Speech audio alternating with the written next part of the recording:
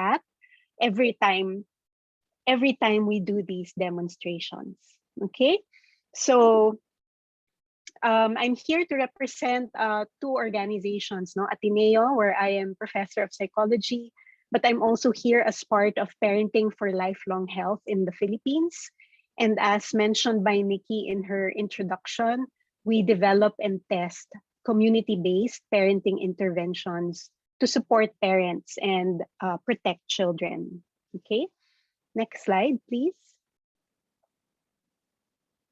Okay, so I think it is needless to say, no? Hindi na natin kailangang pag-usapan pa that COVID has really disrupted all our lives in very dramatic ways. And families, especially all over the world, need extra support at this time, no? Obviously, no, the pandemic has caused an economic crisis in many parts of the world, especially in our country. And this economic crisis has resulted in job and food insecurity. So, of course, that affects the ability of caregivers, no, to support their children adequately. And because of that, there is also a lot of stress, a lot of fear and anxiety about our health. Lockdowns have resulted in isolation, but also crowding. No? In some places, houses, homes are small, but people have to stay indoors and children cannot go to school. No? So that kind of environment is also very stressful. And so every family needs a lot of parenting support at this time. Next slide, please. And I want to highlight working mothers especially, no? Because studies have shown that working mothers are especially vulnerable to stress and burnout in the pandemic due to multiple demands in work, in childcare, and other role expectations. No? Because schools have closed, kids are at home, no? And they have to do their online schooling at home. So apart from working from home, mothers often find themselves also having to help their kids in their schoolwork, but also they have to fulfill other role expectations. They have to care for other members in their family who are sick. No, they have to care for their parents, their husband, etc. No, so when I was trying to find a good picture, no, to capture that idea, no, I just saw this on Google, and so mothers especially need a lot of support. And in particular, no, I wanted to highlight this phenomenon called work-family spillover. No, both literally, no, and figuratively, the work and family domains have encompassed each other or spilled over at home because mothers work from home and they also have to care for their family at home. No?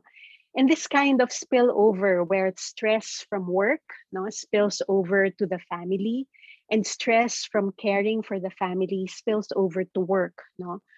So these are competing demands that really could exhaust the resources of a person. No? Tao lang naman tayo, di ba? And so we have limited physical, mental, and psychological resources. So when these two competing demands, no, collide, no, then that could cause stress, it could cause burnout, and it could negatively affect marital relationships. No, I don't know if you've noticed, no, pero being at home with your partner 24/7 could be stressful, right? Dati there was some time apart because of being at work, but when you're together 24/7, that could cause some tension, no, and that could cause some strain also. You might find yourselves getting on each other's nerves more often. Of course, it can also affect parent-child relationships, no, when you're together all the time, the kids are playing, no, malikot sila, ikaw may kailangan kang tapusin sa trabaho, no, so you tend to be also affected in your parenting behaviors. No, you might find yourself being overreactive. Overreactivity means mas mabilis kayo magalit, no? Mas mabilis kayo mag-react, no? You're short-tempered. And that might result in harsher forms of parenting. No, you might be more prone to shouting, no, or saying negative statements, no, or even using harsh forms of punishment, no. On the other hand, no, that could also mean you are a more neglectful parent at this time, no, because there's just so much going on, no, that you cannot devote your full attention to your children. So your attention is also divided. So all of these um, behaviors, no, associated with work-family spillover could really negatively affect your child's development and your child's behaviors. Next slide, please. So what to do, no? So we're here, Jen, Nice, and myself, we're here to support working moms, no? Or moms everywhere, but dads too, no? I know that there are perhaps some dads here or other caregivers, no? Anyone, male, female, who is caring for a child. No, we're here to support you.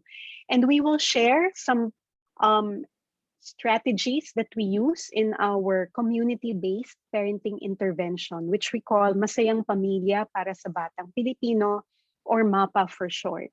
So this is in fact an in-person parenting intervention that we've implemented in different communities in NCR.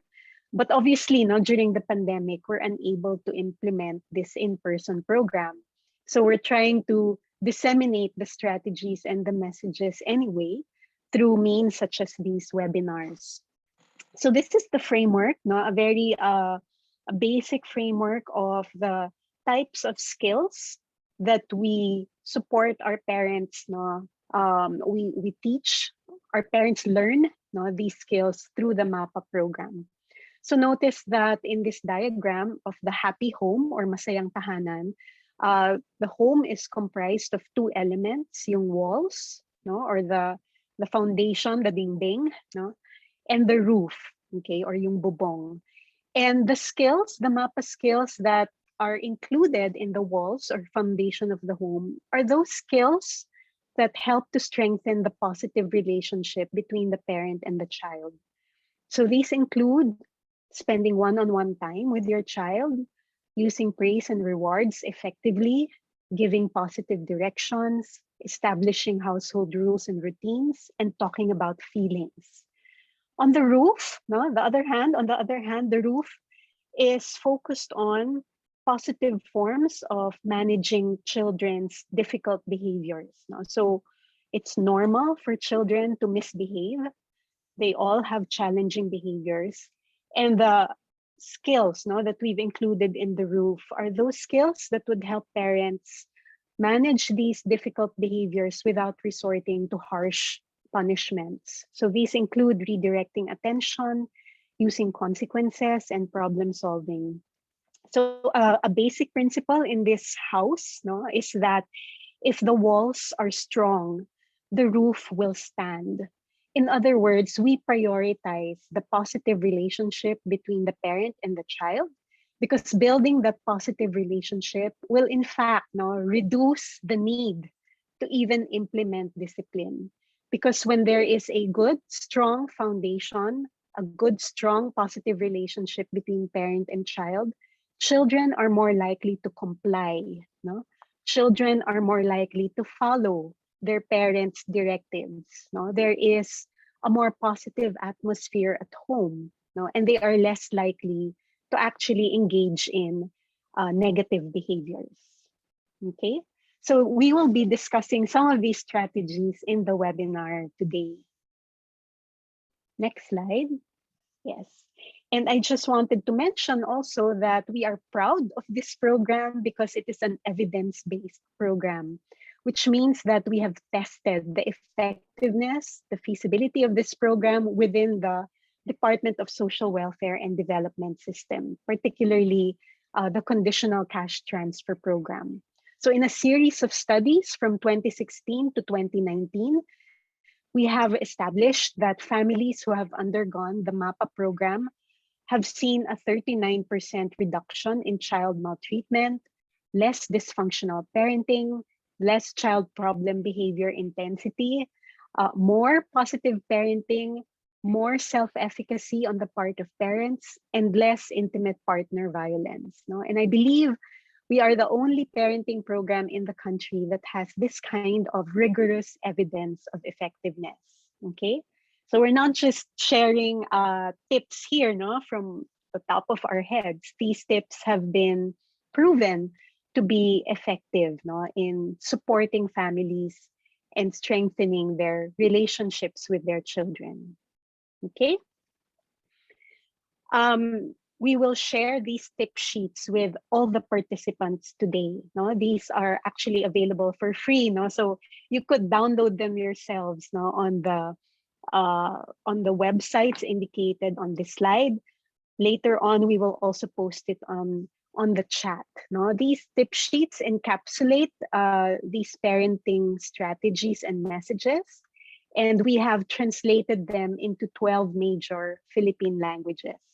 I believe there are about 15 tip sheets in all. No? So free for you to study some more or distribute or share with your colleagues and your family members. Okay. Okay, so going now to the heart of our session, our objectives really are to describe these core MAPA parenting skills. And our aim is to support positive parenting behaviors, to strengthen parent-child relationships, to help manage parenting stress, especially working mothers, and to address challenging child behaviors using effective nonviolent strategies. Okay, so we've just selected a number of these MAPA tips, no, that are especially practical and relevant for work from home moms during this pandemic. Okay, so the first strategy that we want to share with you is what we call one-on-one time. And this is the bedrock, no, or the foundation of the MAPA program, but also of a positive parent-child relationship. Next slide, please. So what is one-on-one time? Essentially, it is a special time, no, that you really set aside for each of your children. Okay, and there are a number of building blocks, no, or foundational points with one-on-one time, and these include, okay, first of all, no, try to set aside. We use the term day, no, para lang madaling matandaan. It's day, play, and stay, no. So for day, the idea is to try to set aside 5 minutes or more every day for each of your children. Okay, so you might be thinking, wow, 5 minutes? No, yes, no, as little as 5 minutes, no, could be really used effectively to engage with your child in a meaningful way, no. And if you have more than one child, then you would spend 5 minutes with each child, no, at a time that is convenient for you and convenient for your child. It could be 5, it could be 10, it could be up to 20 minutes, no. But the idea is to set a specific time because we know that parents are busy, and I don't think it's realistic to expect parents to engage with children in this way for like an hour, no, or more, no. So even just 5 minutes on a regular basis. Second is play. The idea is to let your child choose the activity that they want to do, or if you're dealing with a teenager, it might be letting your teenager choose the topic that they want to talk about. Okay, we call this child-led play, no? So allowing the child the autonomy or the freedom to do what they want to do, and then the parent will follow along with the child, no? So it's like the child takes the lead for that brief moment in time. The child gets to do what they want to do, whether it's playing with Lego or with their blocks, no, or drawing, no, or reading a story, etc. And then finally, stay, no, which means as your child is engaging in this activity with you, you are giving your child your full attention, which means going down to the level of the child, looking your child in the eye, addressing him or her by name, okay, and shutting the TV, shutting the computer, setting your phone aside. So that for those 5 minutes, you are giving him or her your full undivided attention. Okay? So we have a demonstration, no, of how one-on-one time would work. No? And so we will stop the share screen at this point. Okay? And Jen and Nice, could they be also in the spotlight? Can you? Ayun si.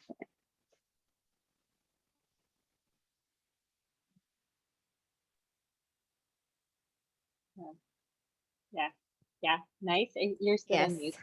Yeah. Magandang hapon po. Ngayon po ay i-demo namin ni Jen, gaya ng sinabi ni Ma'am Liane, ang isang halimbawa ng one-on-one time ng nanay at ng kanyang anak. Si Jen po ang nanay sa demong ito at ako naman po ang kanyang anak. Iimbitahan ni nanay ang kanyang anak na mag one-on-one time. Ang kanyang anak ay 5 taong gulang. So nakaupo ang kanyang anak sa sahig, lalapit si nanay, at uupo katabi ng kanyang anak. Ready ka na, Jen? Handa na ako, Nice. Okay. Umpisa na ng demo. Ay, anak. Salamat sa paghihintay mo na matapos yung meeting ko kanina. Ngayon, meron akong 5 minuto para makapag-one-on-one time kasama ka. Ano ang gusto mong gawin? Yay, Nay! Maglaro tayo, Nay. Sige, ano naman ang gusto mong laro, anak? Doktor-doktora, Nay. Kayo po ang pasyente, tapos ako po ang doktor. Lalapit po kayo sa akin para magpa-check up. Ay, sige anak, game ka na? Game, Nanay. Sige. Doktora, pwede po ba magpa-check up? Medyo masama po ang pakiramdam ko ngayong araw. Naku, opo, pwedeng-pwede po. Lapit po kayo, Nay. Halika po. Tingnan natin ang inyong temperature, Nay. Gamit natin tong thermometer. Ayan, Nanay. Kukunin ko na po ang thermometer. Oh, Nay, wala naman po kayong lagnat. Inuubo po ba kayo? Hindi naman, Dok. Pero masakit po yung likod ko. Naku, baka pagod lang po kayo, Nanay. Ang dami nyo kasing ginagawa sa bahay. Magpahinga po kayo, Nanay, ha? Tapos uminom po kayo ng maraming tubig. Ang importante po, wala po kayong COVID. Ako, maraming salamat, Dok. Napakahusay niyo pong tumingin sa may sakit. Ay, anak, malapit nang matapos yung one-on-one time natin, ha? Ay, Nay, bukas ulit, ha? Ay, oo naman, anak. Natutuwa nga ako malaman na alam mo pala ang ginagawa ng isang doktor. Na-enjoy ko rin ang oras na kasama ka. Maraming salamat, anak. Thank you, Nanay. Tapos na ang demo. Thank you, Jen. Thank you. Salamat, Nice at Jen. Okay, so ngayon, gusto ko pong tanungin ang ating participants, no? Kung ano-ano yung mga napansin nyo sa demo na yon. Halimbawa, bago magsimula yung one-on-one time, habang nag-one-on-one time, at yung malapit ng matapos, yung one-on-one time. Pwede nyo pong isulat sa chat kung ano yung mga napansin nyo sa demo na yon.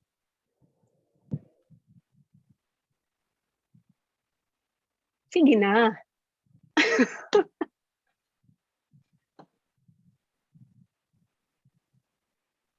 Ano yung mga napansin nyo nung nag-start, no? Yung demo?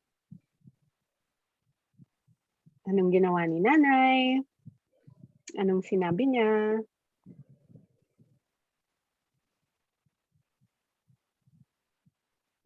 Yes, no? Bago magsimula, tinanong kung ano ang gustong gawin, no? The mom allowed the child to imagine and did not dismiss the child. Before the demo, nagsabi si nanay na 5 minutes lang ang meron siya to play. She made it clear na may 5 minutes, no? Yung time conscious, no? Yes, no? And nagkaroon ng bonding ang parent at child. Okay. Meron pa po bang ibang observations? about how they engaged in the play or nung natapos. So at the end, pinasalamatan ni nanay ang anak for spending time with her.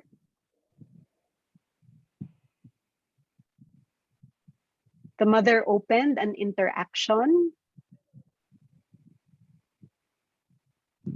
The child was excited to spend time with the mom.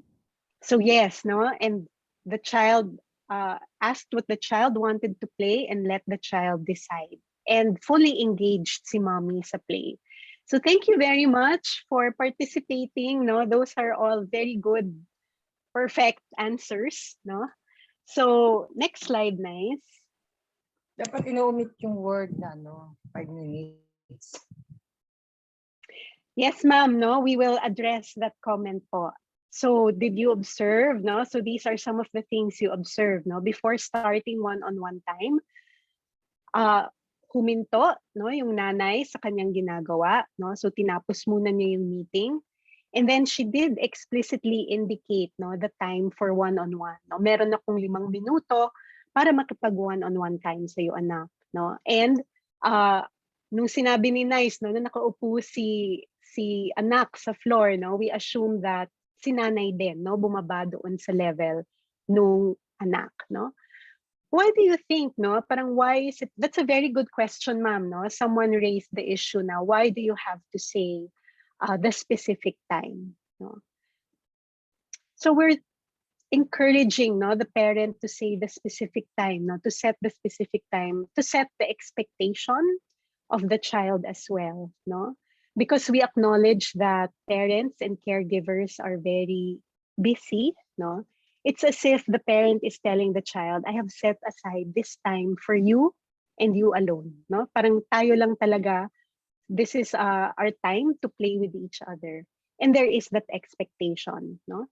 And so when it has to end, because it has to end, no? Because you have to attend to other things, no? Kailangan mo magluto, kailangan mong bumalik sa meeting, because you have to attend to other things, then it's good to set that expectation with the child. And then, no, it also suggests a certain regularity.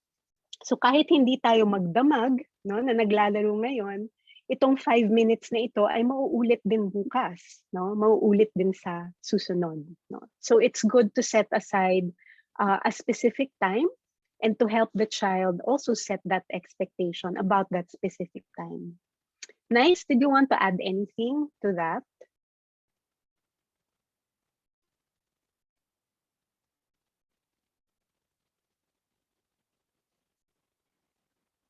Okay, maybe later, no, sa Q&A. So during one-on-one time, no, ano yung mga na-observe? So these are the behaviors, no, that we want to highlight, no. First, the parent allowed the child to take the lead. So tinanong muna nung magulang sa anak, anong gusto mong gawin, no? At kung ano man yung gustong laruin ng bata, at that time it was doktor-doktoran, game si nanay, no? Sinundan niya yung lead ng kanyang anak. And there was full attention to the child, full parang engagement in the role playing.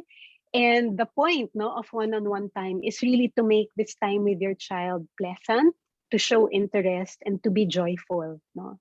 So it's really a time that you spend doing something you both enjoy or the child enjoys. And last, no, parang after, how do you end one-on-one time? So there was a signal that was given that one-on-one time is about to end, no? So dahil sinet nung nanay yung expectation sa simula na 5 minutes to, nung sinabi niya sa bata, no, na matatapos na ang one-on-one time natin, parang alam na yon nung anak, no? And so the regularity could be set up na bukas ulit, no? Meron ulit tayong one-on-one time.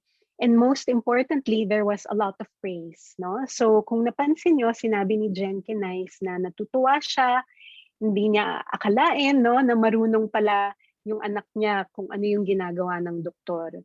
So there was also praise, no, and reinforcement for that one-on-one time. Okay? So if you have questions po, no, about one-on-one time, no, that we will make sure to address those questions sa ating Q&A in the end. No? So the second tip, no, that we want to share with you is how to manage emotions and stress, no? And I think something we are dealing with, no, on a daily heightened basis ngayong pandemic. Okay?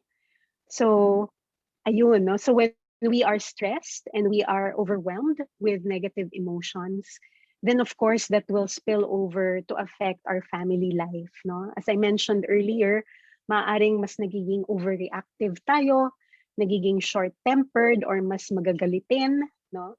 And that could affect our relationships. And it could also affect our work life, no? Our performance and our productivity will also suffer. So even before we attend to the stress of our family members, we need to attend to our own stress, no? Para po yan yung sa eroplano, di ba? Na you have to attend to your own oxygen before you could help your child with his or her oxygen. So kung tayo po ay inaalagaan natin ng ating sarili, mas maalagaan din natin ng iba. So what are some strategies, no, for managing your stress? First is to share how you feel and connect with people who support you. No? So have some time to be able to share your thoughts, no, your feelings, to vent, no, with people who care about you and who support you. Perhaps also be mindful or be aware of what triggers you, no? Ano yung mga pangyayari, ano yung mga tao, ano yung mga social media posts, no, na nagpapagalit sa inyo, nagpapainis sa inyo, and perhaps you could stop it at the source, no? So if you know yourself and you know that you become anxious or you become stressed when you are looking at your Twitter or Facebook, then you have to manage your time spent on social media. You have to manage time spent with people who upset you, no? So on and so forth. And finally, take care of yourself, no? To make sure that you are able to sleep well and eat well. Set aside some time for exercise, no? I think challenge yan sa marami sa atin. Make time for things you enjoy, no? Ano ba yung na-enjoy nyo? K-drama. Meron akong kaibigan, no, who's taking Korean lessons, no, dahil talagang nag-enjoy siya sa K-drama, Netflix, no, or yung iba gardening, no. So whatever it is that gives you joy, no, make sure you spend time doing that. And finally, no, you could engage in some brief, no, meditation or breathing exercise. And that's the next demonstration, no, that we would like you to participate in, no. Tuturuan kayo ni Nice, no. Nice will lead you through a very brief meditation which we call take a pause. Okay? Nice? And minsan po, kapag tayo po ay nasistress or nagagalit sa ating mga anak, kailangan nating tumigil ng sandali, kilalanin ang ating nararanasan at pakalmahin ang ating sarili. Gayun po, sabi nga ni Ma'am Liane, ay ibabahagi namin ang isang strategiya sa inyo. Isa po itong paraan para mapangasiwaan natin ang ating damdamin at ang ating stress. Ito po ay tinatawag naming take a pause o panandaliang humpay. Marami pong mga magulang ang nagsabi na nakatulong po ito sa kanila. So, umpisa na po tayo. Maging komportable sa iyong pagkakaupo. Ilapat ang iyong mga paa sa sahig. Ipatong ang iyong kamay sa iyong mga hita. Ipikit ang iyong mga mata kung komportable kang gawin ito. Huminga ng malalim. Tinatanong ang sarili, ano ang naiisip ko ngayon?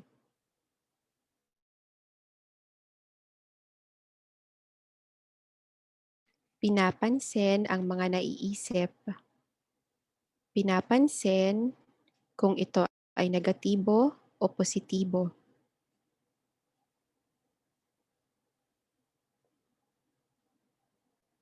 Pinapansin ang damdamin. Pinapansin kung ito ay kaaya-aya o hindi.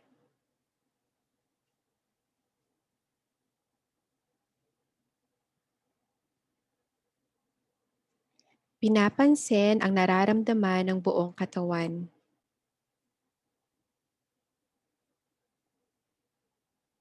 Pinapansin kung saan may ginhawa at kung saan ang may tensyon.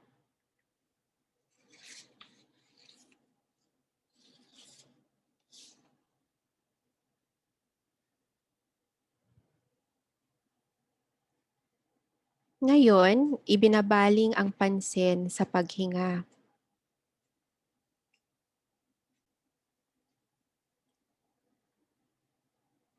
Sinusundan ang paghinga, papasok sa katawan, ang pagdaloy nito sa dibdib, at ang paglabas ng hininga sa katawan.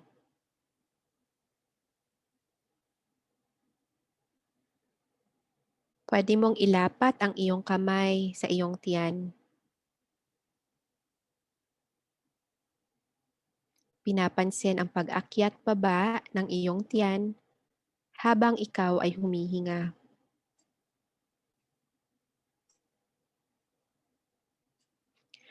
Kung napapansin ang stress o tensyon, pwedeng sabihin sa sarili na okay lang ito. Kahit ano pa man ito, okay lang ako.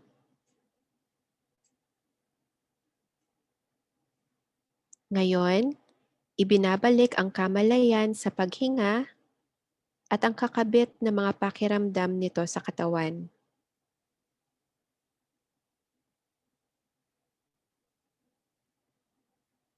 Itinutuon ang pansin sa paghinga sa iilan pang mga sandali.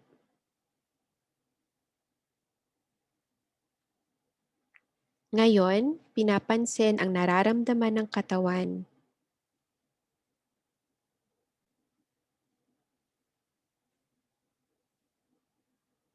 Pinapansin ang mga tunog sa loob at labas ng silid.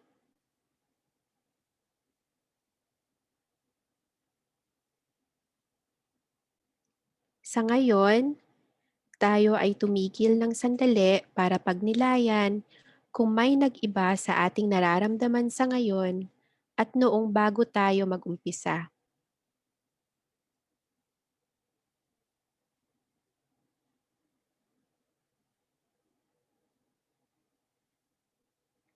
Kapag handa ka na, buksan ng dahan-dahan ang iyong mga mata.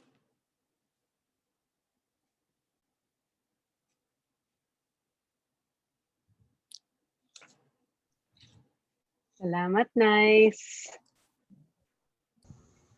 Pwede kayang may mag-chat, no? May magsabi sa chat kung ano ang pakiramdam nila ngayon nang nag-participate sila sa ating Take a Pause. Yes, I feel good. Gumaan. Calmer, relaxed. Yay, no? So kahit paano, meron na tayong takeaway from this webinar, no? Which is really to take time, to take a pause that only took 1 minute, 2 minutes at different points during the day, no? Na kunyari natitense kayo or malapit na kayong magalit, no? Pwedeng tumigil sandali, huminga, no? Take a pause bago i-address, no, kung ano yung kailangang pagtuunan ng pansin, no? So, thank you, nice. So, ngayon naman sa ating susunod na slide, no? So, hindi lang tayo ang nakakaramdam ng stress, no, and negative emotions, but children are also experiencing stress and they also feel negative emotions, especially during this pandemic, no? Yung sarili kong mga anak, no, ay nag-express na rin sa akin ng kanilang kalungkutan, no, na hindi nila nakikita yung mga kaibigan nila or nasi-stress sila sa online schooling, no, kasi hindi sila sanay sa online modes of learning, minsan walang wifi, no? Naiinip, no? So parang napakaraming emotions, no? Frustration, anger, sadness, even boredom, no? So what do we do, no, to help our children through these negative emotions? So first is to listen, no? Pakinggan yung ating mga anak, ang ating mga teenager when they express these negative emotions without trying to belittle or even change the emotion, no, at that moment of sharing, no. Hindi natin sabihin nating naintindihan kita, no? Talaga namang nakaka-frustrate, no? Talaga namang nakakalungkot, talaga namang nakaka-boring, no? So to validate their emotions is the second strategy or point, no? To even just say that naintindihan ko, no? Show them that you care, that you understand, that you empathize. And then the third is perhaps to engage the child in a little problem solving, no? Parang ano kaya yung pwede nating gawin, no? Para guminhawa yung pakiramdam, or what do you think we should do to help this situation, no? So with your child, perhaps you could try to seek the positive. Can you do something positive together to take your mind off the stress? Or can you and your child think of ideas that may help? No? So that's one approach to helping your child through a negative experience. So now meron ulit demo, no? Si Nice at si Jen, kung paano makipag-usap tungkol sa mga negatibong emotions.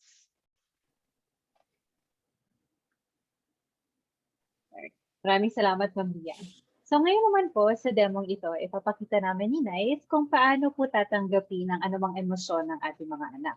Positibo man ito o hindi. Dito sa demong ito, mapapansin po ni Nanay na nagmumukmok ang kanyang 9 na taong gulang na anak. Kakausapin niya ito at mag-iisip ng solusyon upang maigsan ang nadaramang lungkot. So ngayon po, ako pa din po yung nanay at si Nice naman po yung anak. Handa ka na, Nice? Handa na, Jen.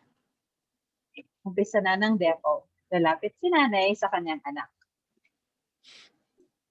Anak, may problema ka ba?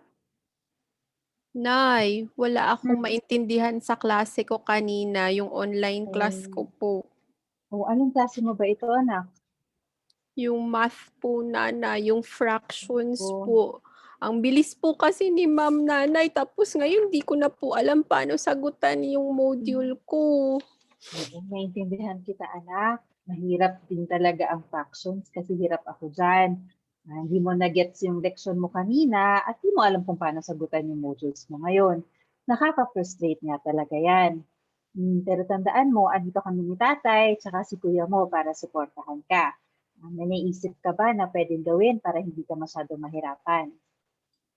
Nay, pwede po kaya ako magpaturo doon sa kaklase ko? Yung magaling po sa math, nasa kabilang barangay po sila. Anak, maganda na may naisip kang solusyon. Kaya lang sa panahon ngayon, hindi pa tayo pwedeng lumabas. Kaya dito muna tayo sa bahay. Pwede kayang si kuya mo muna yung tanongin mo para tulungan ka niya sa iyong module. Ay, sige, Nay. Sige po, kasi tapos na mag-grade 4 si Kuya. Baka alam niya po tong lesson namin. Sige, anak. Pagkatapos mag-aral at sagutan ang mga modules kasama si kuya. Nay! Ang galing! Natapos ko na po. Tapos na po. O, ayan, kompleto na. May mga sagot na. Ang husay naman, anak. Oo, nakikita ko ngayon na ang saya-saya mo na, no? Kasi natulungan ka ni kuya mo. Opo, Nanay. Thank you po sa inyo ni Kuya. Ay, walang anuman, anak. Tandaan, andito kami palagi para suportahan ka. Thank you po. Tapos na ang demo. Back to you, Ma'am Liane. Yay! Buti na lang alam ni Kuya. Phew! Kung hindi si Nanay. Okay. Ano po yung napansin nyo sa demo na yon? Thank you, Nice and Jen. Ano po yung mga na-observe nyo na mga behaviors ni Nanay towards the child? Pwede nyo pong isulat sa chat.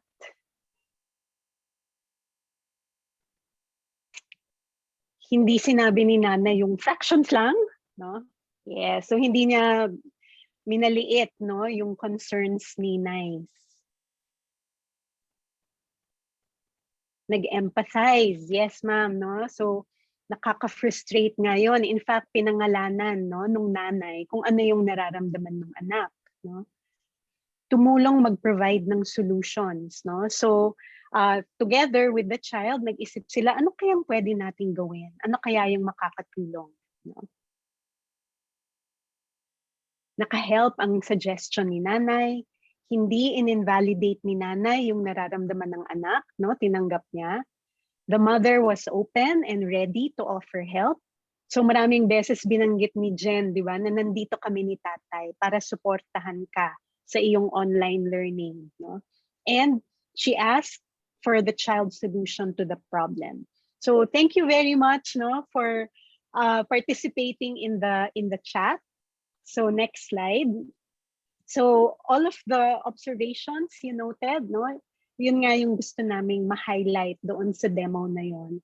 That there was acceptance of the child's emotions. So whether positive or negative, we accept what the child is feeling, no? Because this also teaches the child, no, that all emotions are valid, no? Even negative emotions are valid. It's part of the human experience, no? But we could always work through even negative emotions. The mother listened to the child, no, both verbal, no, kasi validate niya yung feelings ng child, but also using non-verbal language, no, so nodding, no, and also frowning nung nahihirapan si Nice, nakakunot din yung noo ni Jen. Together, they thought of ideas or solutions to help address the negative feeling or situation. And they asked about the child's feelings when the solution was attempted. So the mother also shared, no, shared in the joy and in the happiness of the child nung nag-work yung naisip nilang solution. Okay? Okay, so moving on to our next tip, no? Ang tip naman na ito ay tungkol sa pag-establish ng household rules and routines. Okay. And I think this is especially important, no, for work from home moms. Kasi nga, nag-collide, no, the worlds collide, both family and work in one setting. So we do need to set boundaries, no, in the different parts and roles, different parts of the day, the different roles that we play at home. Next slide. Ayun. So routines help organize the household and provide children with security. And given that the pandemic really disrupted our usual routines, no, we need to develop new routines. And I'm almost sure, because we've been in this pandemic for over a year, no, more than a year na tayong nasa pandemic, I'm almost sure na most of us have established new routines at home, no?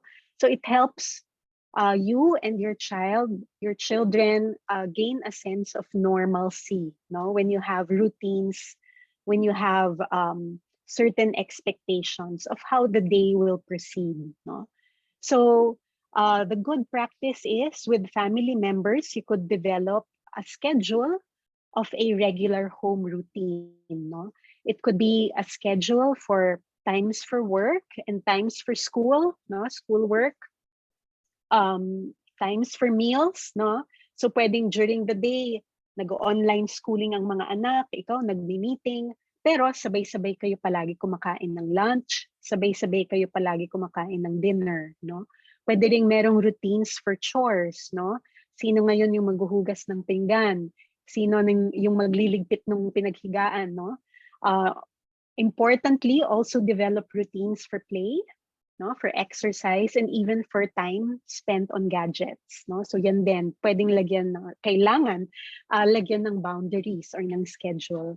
Of course, time for rest and even one-on-one time, no? Pwedeng pag-isipan what would be a good time to spend with each of your children, okay? So when you set these routines, no, it's important to be clear, to be specific, and to say the behavior you want to see, no? So instead of saying, for example, wag kayo magkakalat, no? Or wag kayo basta babangon, no? You have to say, no, what the behavior is that you expect your children to engage in. So pagkabangon, kung pwedeng pakitiklop ang inyong kumot, no? Pagkakain, pwede bang pakihugasan yung sarili niyong pinggan? And also to be realistic with children. What are they able to do? No? So if your children are quite young, mga 4, 5 years old, pag-isipan din kung ano yung kayang sundan, kung ano yung kayang gawin ng inyong mga anak. And last, no, praise yourself, no, and your family for positive contributions at home. So it's important to recognize. Usually, no, parang kasalanan ko rin yan bilang magulang. Mas napapansin mo yung hindi magandang kilos at you take for granted yung mga magagandang kilos. But whenever your child does something positive, especially if they don't have to be reminded, it's important to praise them for that behavior so that they are more likely to do it again. No? So pwede mong sabihin, naku, napakatulungin mo naman, matulungin mong anak, no? Hinugasan mo yung pinggan mo, hindi mo kinailangang sabihan pa kita, naalala mo na yan yung routine natin pagkakain, no? Yung maghugas ng sariling pinggan. So it's good to reflect, no, at the end of the day, what were the good things that happened, what were the good things that each of the family members did that day, and to praise them for their contribution. So parang it takes the whole family, no, to be functioning at home. Okay. Rules, on the other hand, no, rules could be expectations, no, of children's behaviors. What is allowed, no, what the limits are, what the boundaries are, what is not allowed, no. So if children know what is expected of them because there's a rule for that behavior, then they can be more responsible for their behaviors, no? So kadalasan, no, maaring nagrereklamo tayo or nagtataka tayo kung bakit ba 'to ginagawa ng anak natin, no? Why they engage in certain behaviors that are not positive, no? And it could be simply because they don't know what else to do, no? Parang they don't know the alternative behavior that is expected of them. So kailangang malinaw sa kanila kung ano ba yung inaasahan sa kanila na behavior. Okay? So whenever you are coming up with a rule at home with your child, it's important to discuss the rule with your child and why it is important. No? And depending on the child's age, you could listen to their views. You could even elicit their suggestions about what a good rule is, no, to implement about that behavior. No? Second is to keep it real, no? So be clear, be specific, and realistic about the expected behavior. So by clear and specific, again, indicate the behavior you want to see and not the behavior you don't want to see, no? So for example, say, come home by 5 p.m. versus don't come home late, no? So yung don't come home late, that's vague, that's unclear, no? So the child may not be able to comply, no? Kasi hindi malinaw kung ano ba yung late, diba? But saying come home by 5 makes it clear to you and the child what is expected. Be consistent, no? So this is difficult, this is challenging, but I think, no, if you're not consistent, no, then that gives a certain message to the child, no, that you're not also taking this rule very seriously, no, na makakalampas siya, makakalusot siya paminsan-minsan, no. So it becomes an ineffective rule. So if you're able to implement the rule in a consistent way, then that would be better. It could become a routine. It could become a routine eventually. And finally, again, no, parang we keep repeating this, praise when the rules are followed. Praise is a very basic psychological principle, no? It's positive reinforcement. And when you praise the child for doing or following a rule, it makes it more likely that they will do it again, okay? So now we will have another demo on an example of establishing rules and routines with a child. Nice, and Jen? Thanks, Ma'am Liane. Okay. Ngayon naman po ipapakita namin ang pagtatag ng patakaran at ng gawain sa bahay. Ang anak ko ngayon ay 10 taong gulang. Ako pa din po ang nanay at si Nice pa din po ang anak. Handa ka na, Nice? Handa na, Jen. Umpisa na ng demo, pagpapaliwanag ng patakaran. Nice. Nay. Po. Napapansin kong napapahaba ang iyong oras sa paglalaro sa cellphone at nakalimutan mo ng mag-aral o tumulong dito sa bahay. Simula ngayon, magkakaroon tayo ng patakaran, lalo na at malapit na ang periodical exams mo. Meron kang 1 oras kada araw para maglaro ng cellphone. Klaro ba iyon? Okay, nanay. Hmm. So, kailan po ako makapaglalaro ng cellphone? Ako, magandang tanong yan, anak. Sa tingin mo, kailan ka pwede maglaro ng cellphone? Siguro na pagtapos ko nang gawin yung mga modules ko. Ay, gusto ko yan. Mahusay, anak. Sige. Ano naman kaya ang magandang konsekwensya kapag hindi mo nagawa yung patakaran na yan? Naku, may ganun, nanay. Ano na lang po, isip Hmm. ako, nanay, ha? Mm-mm. Alam ko, nanay. Pwede Hmm. pong hindi ako maghapunan? Ay, nak. Parang hindi natin masusunod yan kasi mahalaga para sa akin ang makakain ka. Pwede kaya ang konsekwensya ay hindi ka makakapaglaro ng iyong cellphone sa susunod na araw? Ay, sige, nay. Sige po. Yun na lang, nay. Okay, sige anak. So ang patakaran natin ay meron kang 1 oras kada araw para gamitin ang cellphone at maglaro. At kapag hindi mo ito nasunod, ay hindi mo magagamit ang cellphone mo sa sunod na araw. Malinaw ba iyon? Malinaw, nay. Tapos na ang demo. Salamat, Nice and Jen. So ano naman po yung mga napansin nyo sa demo na yon? Paano pinag-usapan, no, yung rule tungkol sa paggamit ng cellphone? Ano yung mga ginawa at sinabi ni nanay? Okay. Yes, no, they compromised on the rules instead of just dictating, no? So hindi lang basta-basta sinabi ni nanay na basta ganito, no? May konting diskusyon kung bakit mahalaga na merong rule. Facilitating, not imposing. Okay? Meron pa po ba?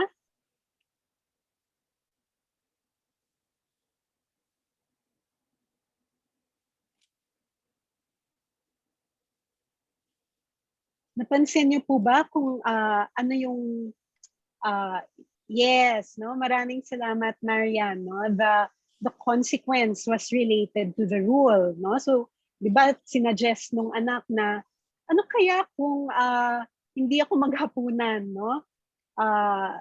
Then sabi ni nanay, hindi yata pwede 'yon, no? Kasi mahalagang maghapunan ka, no? Hindi natin masusundan 'yon. So, siniguro ni nanay, no, that the rule, the consequence was related to the rule and that it was doable.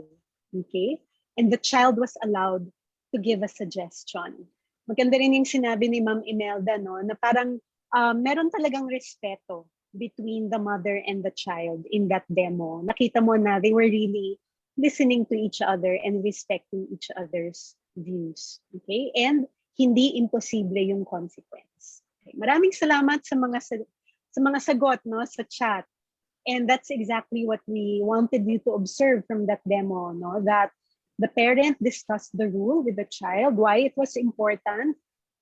The child was calm when the parent discussed the rule, and this is important, no, kasi kung galit, no, or nag-aaway, nagtatalo yung nanay at yung anak nung inimpose yung rule, maaaring hindi naging maayos yung kanilang discussion about the rule. So kailangan ding i-timing, no? Kung ano yung proper time to discuss the rule with the child. And usually that's when the child is in a calm and pleasant mood. And the parent and child agreed on a reasonable and fair consequence if the child does not follow the rule. So itong consequences na ito, no, will again feature in a later demonstration about using consequences. Okay? So, thank you. Yan. So, dito na tayo. This is our last tip, no, which is managing challenging child behaviors. And again, most parents, no, usually ito yung gusto nilang unahin, no? How do you address when the child does not follow the rule? But everything else we discussed beforehand, they're important, no? Because spending one-on-one time, establishing rules and routines, and responding to children's emotions could develop those strong relationships that will decrease challenging child behaviors. Okay? So we will present two strategies, no, for managing children's behaviors. Una, and this is for younger children, no? One strategy is what we call redirect, no, or redirecting attention. And this is especially effective, no, for children who are perhaps 5 years old and younger. No? So the idea here is to stop the challenging behavior before it even starts. No? So pag nakikita nyo na-observe nyo na yung anak nyo na nako, no, malapit na siyang magmaktol, no? Or ino-observe nyo naglalaro silang magkapatid and napansin nyo na nako, nagtatalo na sila, malapit na sila mag-away, no?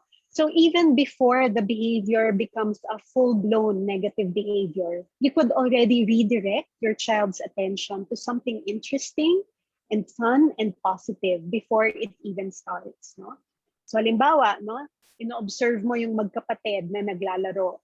And siguro dahil kilala mo yung mga anak mo, no? We know our kids. We know what triggers them. We know their patterns of behavior. So baka alam mo na pag naglalaro itong magkapatid na to, palaging may away, no? So you're already observant, you're already alert, no? Pinapakinggan mo habang may ginagawa kang iba, pinapakinggan mo na sila, no? And kung nakikita mong malapit na silang mag-away at magtalo, pwede mo silang sabihan ng halika, no? Tulungan niyo akong magdilig ng halaman, no? So trying to direct their attention to something more positive. Come here, do you want to help me water the plants, no? Or look at what I'm doing here, no? So parang distraction, okay? And when your child does that positive behavior, then again, praise that positive behavior. The first instance, no, of positive behavior that you see in your child, you could praise that. But also, no, minsan, di ba? Pag nakikita na nating nagmamaktol yung anak natin or malikot, no, or nagtatalo, nag-aaway, hindi natin maiwasang nagiging reactive tayo, no? So again, we want to remind you, no, of our earlier strategy, yung take a pause, no? So bago, you know, before you address that behavior, you could take a few moments to breathe. It could be even just 5 deep breaths, no, and try to remain calm when you are addressing that behavior, okay?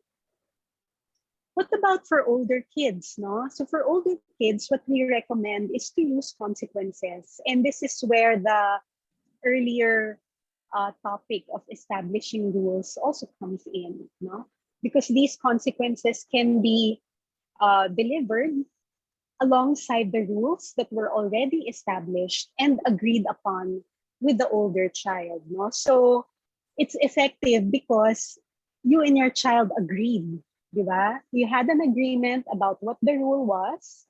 You agreed on the possible consequences. Therefore, it is fair that if the child does not comply with the rule, you will impose the consequence. Okay? But in doing this, you need to be calm, no? Wag galit, kalmado lang po, hinga, and to be fair, no?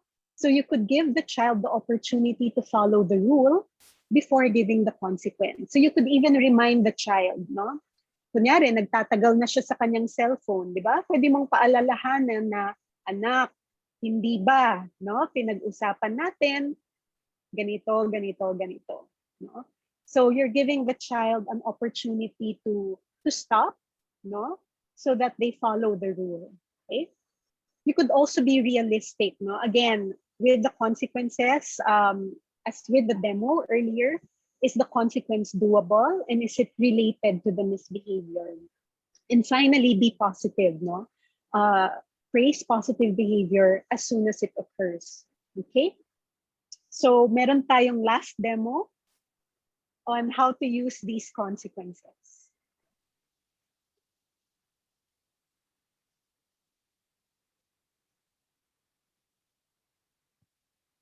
Kung ito, ipapakita namin ni Jen ang pagbibigay ng konsekwensya sa anak noong hindi nasunod ang patakaran sa paggamit ng cellphone. Alalahaning na itakda na po ni nanay kasama ng kanyang anak ang patakaran tungkol dito. Okay, si Jen po ulit ang nanay at ako po ang kanyang anak. Handa ka na, Jen? Handa na po. Isang araw, habang naglalaro ng cellphone ang anak, Anak, meron ka pang 10 minuto para maglaro ng cellphone. Pagkatapos niyan, ay maghahapunan na tayo.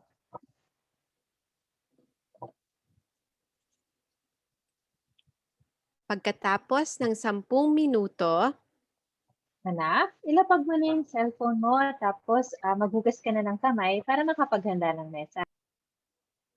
ayoko, nanay. Anak, ang ating patakaran, 1 oras ka lang maglalaro ng cellphone. Kapag hindi mo ito nasunod, hindi ka makapag-cellphone bukas. Basta nanay, maglalaro pa po ako eh. Nanay, malapit na akong manalo. Nak, dahil dyan, hindi ka makapaglaro bukas. Ibigay mo na sa akin yung cellphone. Akin na po.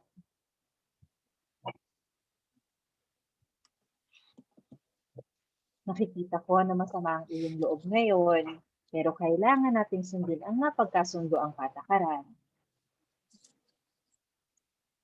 Kinabukasan, Nay, tapos ko na pong sagutan yung modules ko. Pwede na po ako maglaro ng cellphone. Nak, baka hapon hindi mo nasunod yung ating patakaran na 1 oras ka lang maglalaro ng cellphone. Kaya hindi ka makagamit ng cellphone ngayon. Halika, pagbasa tayo nito mga librong hiniram ko kay Kumaring Maria. Opo, nanay.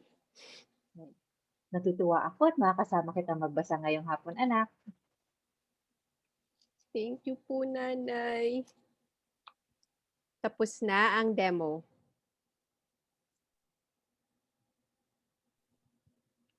Salamat, Nice and Jen.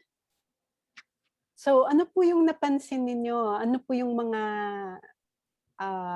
behaviors, no, ni nanay? Paano siya nag-respond kay Nice, no, nung kanyang pinapataw ang consequences? Yes, no? So, sabi ni Ma'am Jocelyn, kailangan be firm ang nanay sa rules. Huwag masway. Oo, di ba? Huwag tayo madala sa iyak ng ating anak.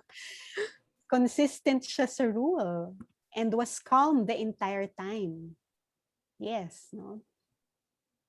So consistency, no?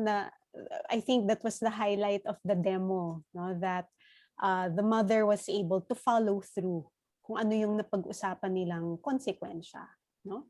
So yung ating highlights, nice, yan, no? So nanay was calm, no?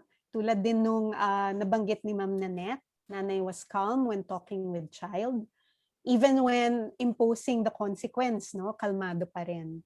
Nanay provided a warning or signal to the child and reminded the child about the rule, no? So kung naalala nyo, binigyan muna niya ng signal si Nice, no? Na 10 minutes na lang, anak. Diba? So giving the child the opportunity to follow the rule first, no? And then nanay was able to follow through with the consequence. And there was also praise, no? So hindi talaga nalilimutan yung praise. Praising the child for accepting and complying with the consequence. So one thing we want to emphasize, no, in all this is that consequence is not punishment, no? It's really an opportunity for the child to be responsible for their behavior, no? So parang tinuturuan natin sila na maging responsable para sa kanilang mga actions at sa kanilang mga desisyon, no? Kasi binigyan natin siya ng pagkakataon na magdesisyon. Magtutuloy ka bang maglaro, 'di ba? Or uh, 'di ba, bibitawan mo na yung cellphone. And so they have to follow through also with their decisions. No? So it teaches them responsibility. Okay? Ayan. So, dyan po nagtatapos yung ating tips, no? So, just to recap, no, the tips that we have shared with you, no, are to do one-on-one time on a regular basis with each of your children. It could be 5 minutes or up to 20 minutes. It depends on how much time you have, no? And second is to take care of yourself, no, to manage your stress, so that you could also attend to the emotional needs of your children, because they also get stressed, no? They also experience negative emotions. Third is to establish household rules and routines. So especially for work from home moms, no? Routines could establish a sense of regularity and order in the household. And rules also, no? Parang it will help children understand what is expected, no? Ano ba yung inaasahan sa aking kilos, no? And it gives them an opportunity to be responsible for those behaviors, no? To meet those expectations. And finally, no, we suggested some strategies for managing challenging child behavior. No? For younger kids, you could do redirect. And for older kids, you could use consequences, no? Especially if there were rules for those behaviors already. Okay? So, what now, no? So, a major principle in the MAPA program is to practice, no? All of these tips are just tips, no? They remain in your head, no? Unless you use them at home, no? And it could take some time, no? Parang these are practices that might be new to you. Certainly, no, parang not all parents engage in these practices. So maaring weird, no? So in our program with parents, yun yung madalas nilang sinasabi sa amin na naninibago sila, medyo weird, no? Or parang it's awkward, or they don't know what to say, etc. No? So okay lang yon, no? Those challenges are absolutely expected. But what's important is you practice, no? You try. It's what you do at home that will make a difference. No? You have to do it. You could share and discuss these tips with family members. No? So, Jen, baka pwede mong i-post sa chat yung link for the tip sheets. Sure, no? Yeah. So, in your own time, you could download these tips for free. No? In the language of your choice, no? Whether Tagalog or English or Hiligaynon or Bicol, no? Pwede niyong pag-aralan at your own time. There are about 15 tip sheets in all, and you could discuss with your partner, with your spouse, with your older children, so that the practices can be applied by everyone consistently. And then, of course, because this is about working from home, no? You're working moms, you could share the MAPA tips with your friends, with your coworkers, especially those who need extra parenting support, no? Which is all of us. No? Next slide. We also have a Facebook page where we regularly post all sorts of videos and tips and strategies. So just look for Masayang Pamilya, PLA Facebook. And again, the resources that we post on Facebook are all free for you to use. Okay? Okay? So, this is the last slide, no? So, mahirap talaga maging magulang ngayong pandemic. Mahirap maging work from home mom. So, all of us, no, deserve praise. No? So, thank you for persisting in being a good parent. Thank you for being here. Okay? So now we open the floor for your questions, no? And Nice and Jen will help me answer your questions. Thank you so much for that, Dr. Liane and Nice and Jen. Honestly, this was created for the work from home moms, right? I'm not a mom, pero as a occasional work from home tita, I can really relate with the demos. It's so much clearer now what the tips are after the wonderful acting of Nice and Jen. So thank you so much for doing that for us to make it more clear. So I'll be showing you some of the questions that are being asked today.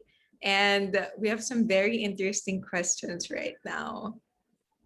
All right, I'll share them. So the first question is, I don't know if you want to amuse us with a demo again. I don't know if you have that ready, but I guess the heart of it is, how do you do a teenager one-on-one time? The demo was really nice, approaching with play. I guess teenagers, no, because they don't want to be with their parents or they're too cool sometimes. No, it's just not, they're just not in that age to want to play. It might be hard to have time with teenagers who have their own personal activities. What can you say to this? That's a really good question. No? Thank you for bringing that up, Ma'am Cecil. Um, I have 3 teenagers at home, and I do try to spend one-on-one time with them. And because they're older, no, siguro hindi na yung regimented na anak, meron akong 5, parang corny na talaga yon, no, for a teenager. But it's still the same principle, no, spending a specific amount of time with them, no, engaging in an activity that they like or that interests them, and just giving them your full attention. So it could be a conversation, no? Uupo ka sa tabi nila, napansin mo na nanonood siya ng K-drama sa Netflix, no? And you could just be with them watching that, and maybe now and then engage in some conversation about that, no? So di ko alam kung magandang example 'yon, no? Kasi parang meron kayong pinapanood, no? But that could be also a meaningful time together, to the extent that parang you're able to discuss and share something positive with each other, no, during that time. Or you could talk about their interests, no? Maybe talking about school, no, is a landmine, no? So baka hindi muna 'yon, no, na parang wala na siguro silang narinig sa atin kundi how is school, no? How are your grades, no? But other things, no? Kamusta na yung friend mo at si ganito, no? Or kamusta na yung so you know, just trying to pick up on what interests them and engaging them in conversation about that. So that could be a meaningful way to spend one-on-one time with them. Nice. And Jen, do you have anything to add?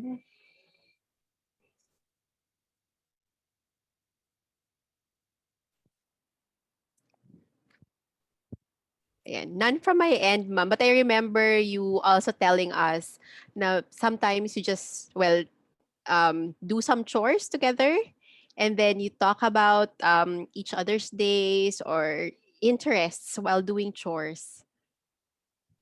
Yeah, I agree, Pam. And really, what's important is going back to the building blocks of like having a day consistently, and then you let them lead. You let them just tell you the story instead of you asking questions, because they might feel that you're interrogating them. And just be consistent and stay focused. So as much as possible, don't use your phone, don't watch TV, or you're really paying attention to what they're saying, and you're being with them, your presence. So they're gonna feel your presence.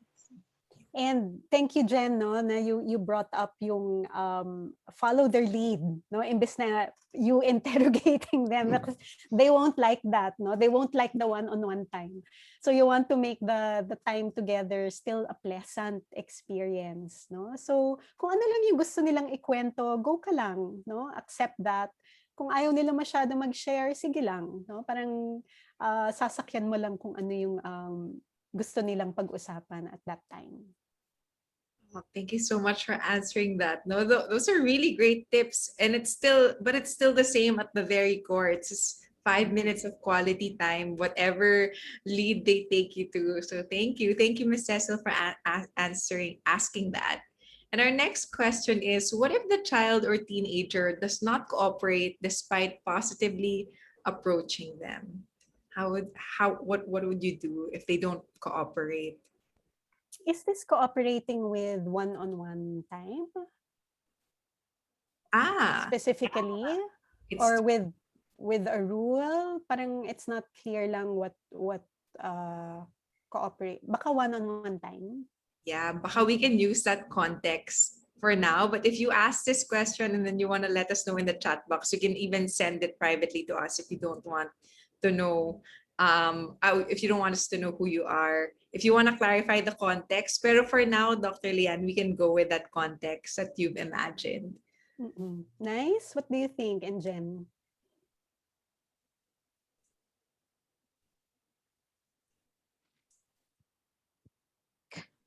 We also follow the principle and the building blocks. It's the same as, because we've met parents in the program who shared to us that their young children were not very open to one-on-one time. Their children were scared of them. So when they approach, because these are the relationship was not really good in the beginning. So when they when their parents approached them for one-on-one time, the the the child felt awkward and scared. So we told them, and it's in the program, we're really collaborative. So we ask other parents, what do you think should ma'am do the next time around? And parents would say that hayaan niya lang. She could observe the child and from a distance while the child is playing, and then gradually the child will welcome her. And that really happened, no? In the beginning, she just observed the child, nakaupo lang siya dun sa gilid habang naglalaro yung anak niya. And then, because it happened every day, towards the end of the week, the child invited her, Mama, gusto mo makipaglaro kasama ako? And I think it's still consistent with the principle of taking the lead of the child, and in this context, taking the lead of the teenager. If he's not ready, fine, but we just let him be, and then the next time around we try again. Yeah. Yeah. Just to add, remember we're introducing new things or new activities with our children. So it's not gonna happen overnight. Na sabi kasi dun sa webinar na napanood ko, mag one-on-one time. But it's your first time actually to approach your child or to sit down with them. So we also had stories wherein the children felt awkward, na parang may mga bata nagsabi, bakit ang weird mo, mama? Bakit mo siya ginagawa?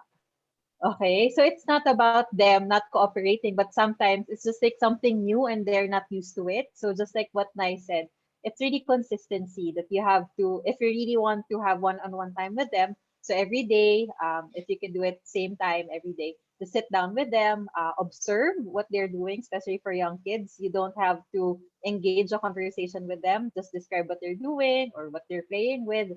And then eventually they're gonna open up to you, or they're the ones who are going to invite you na parang sali ka or laro tayo. So it's really Yeah. consistency and being patient.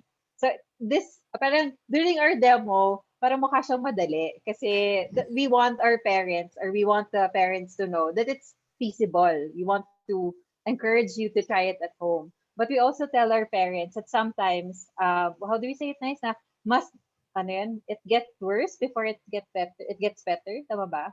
Yes. Na minsan talaga, lalo na kapag hindi sanay, medyo may hirapan po tayo. Pero importante na we do it every day and we're consistent.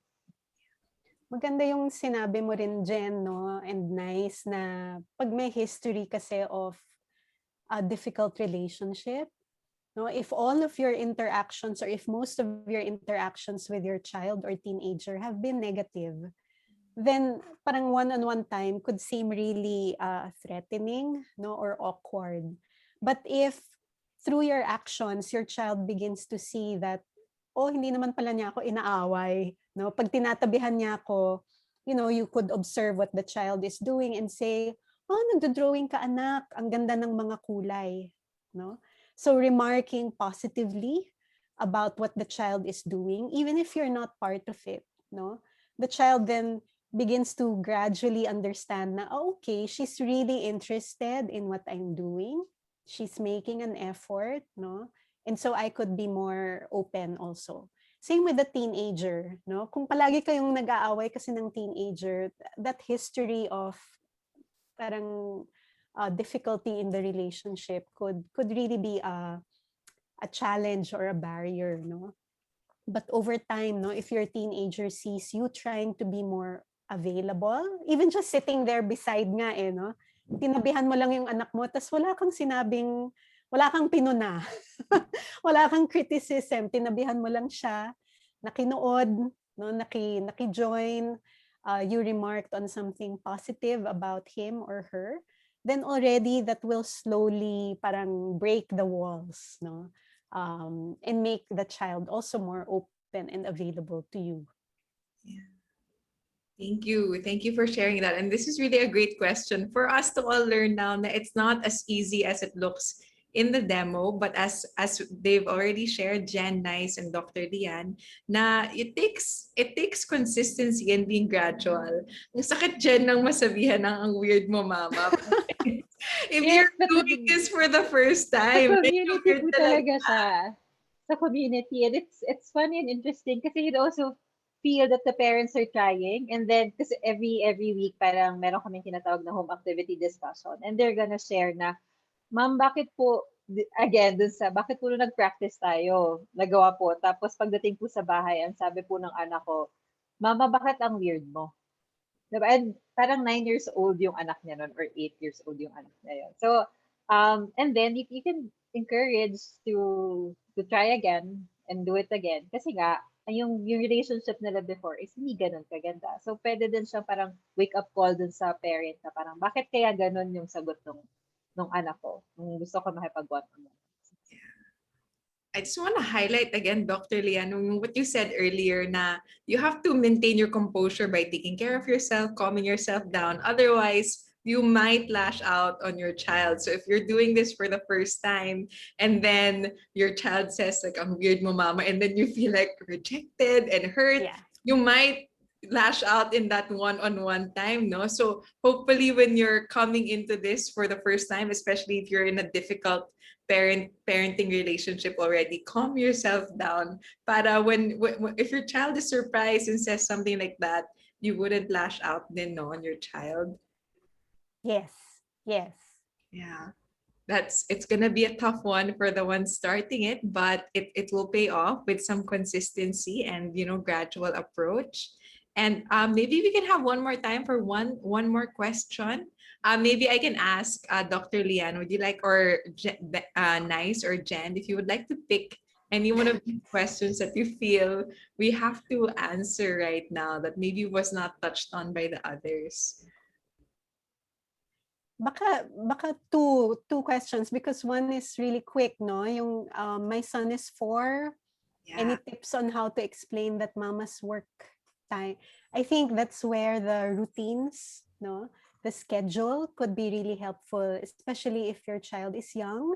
Even having a poster on the wall with the time, no, parang allowing the child to see that work time is not the entire day, no? It's a specific period of time, and that there is also a specific period of time for the child, no, to do something together. So teaching the child na, this is our schedule, no? Merong work time si mama, may work time din yung anak, no? Work time, play time. And then meron din siyang something to look forward to, no, with the time together in the schedule. And then maybe another question. Can we see the questions again? Nice. Did you raise your hand? Was there anything you wanted to say there? Yeah, thanks, Nikki. Dadagdag ko lang because I have a 2-year-old son. So, Ma'am Liane said na yes, it has to be part of your routine. And my son understands that when the door of the other room is closed, he knows that I'm working. And then after my work time, I try to make up with the lost time for the lost time with him by spending one-on-one time and really giving him lots of attention. Nice. It could be a poster. It could be a signal like a closed door. Something consistent they can see will be predictable. Thank you for those tips. One more question that you'd like to answer. maybe just to encourage Mamsel, no, that it's not late, it's not too late, never too late, no. Mamsel is worried about um, shouting, bad mouthing, other forms of stress imposed on our children. Since it happened, I feel guilty. How can I make bawe? You could make bawe every day, no? Something I also learned as a parent. I have 4 kids, and there are times, no, upon reflecting at night, um, you realize, nako, I could have handled that better. No, I could have been kinder or calmer. And then, the next day is a new day. You could apologize, no, to your child. Sabi mo, sorry, anak. I think I was really tired last night, no? So every day, just trying to make bawi, no? Trying to do better, be calmer, be more positive, give more praise rather than criticism. Breathe before responding, no? There's always an opportunity to be a better parent. It's never, never too late. The Wonderful. one last question also, yung 2 years old, kasi parang I think that's also important. Last na talaga. At No? what age can parents start disciplining their child? Yeah. Yeah. Right. For very young children, it's not so much discipline as prevention. For very young kids, there's so much about their activity that is developmentally normative, no? Especially a 2-year-old. They want to explore, they want to unpack everything, they want to put their fingers in electric sockets, no? And it's not anything to punish them for, because they're being normal, curious 2-year-old kids. So my suggestion here is to be more proactive and preventive, knowing that your child is a curious child, and will be attracted to sockets and scissors and things like that. Then you could arrange the space, no, to prevent these accidents from happening. You could arrange your schedule so that you could prevent her meltdowns, no? Kung alam mong inaantok siya at this time at nagiging bugnutin siya dahil antok siya, huwag mo na siya dalhin sa toy kingdom or sa kung saan. Kung saan pwede siya mag-tantrum, di ba? So you have to manage their day and their activities in a way that will prevent tantrums, meltdowns, and possible accidents. Yun. Wow, that's a really great answer, no? Especially, yeah, they're exploring, and so prevent versus discipline.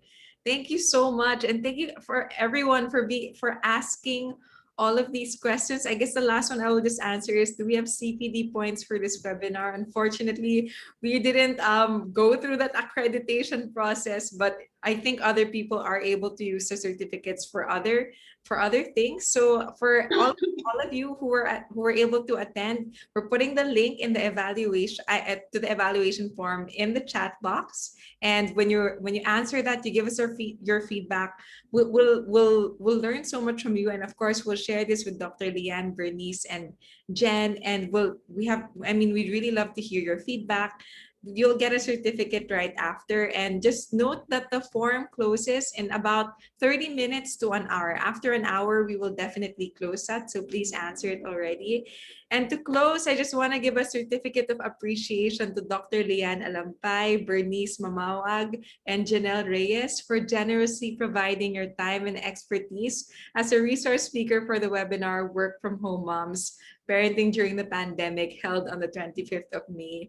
We're so grateful. A lot of parents have been talking about how difficult it's been having to work and be a mom at the same time, and the tips that you provided for us here today, I think is something everyone here can apply even tomorrow. The very next day, or even right after this webinar, you can already start your journey towards becoming a better parent, and that journey really never ends. So thank you everyone for attending here. Thank you to our resource speakers. And again, the links that they posted in the chat box, if you want to learn more about the tips that they have, the PDFs that they have, it's all on their Facebook page and the website that they shared. So a lot of resources for us to keep learning. And again, thank you so much. Thank you so much to our participants. And if you want to contact us, our details are there. And we'll see you again in our next webinar. Have a good day, everyone. Thank you. Thank you. Good luck. Bye.